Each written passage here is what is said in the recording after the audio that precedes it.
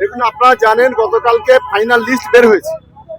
সেখানে এই election commission পরিকল্পিতভাবে জীবিত মানুষকে মৃত করেছে আর মৃত মানুষকে জীবিত করেছে, এবং যাদের সমস্ত পেপারপত্র আছে তাদেরকে নাম বাদ দেওয়ার পরিকল্পনা করেছিল মহামান্য সুপ্রিম কোর্ট। জুডিশিয়ালি সেই বিষয়টাকে দেখছেন।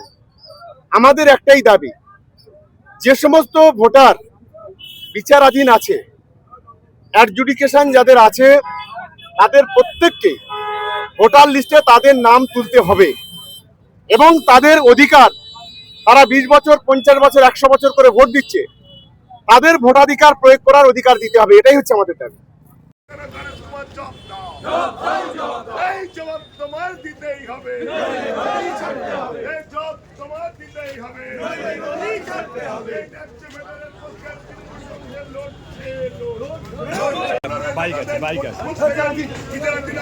প্রত্যেকের নাম ভোটারের নাম আছে, প্রত্যেক ভোটারের নাম তুলতে হবে। বন্দে মাতরম, বন্দে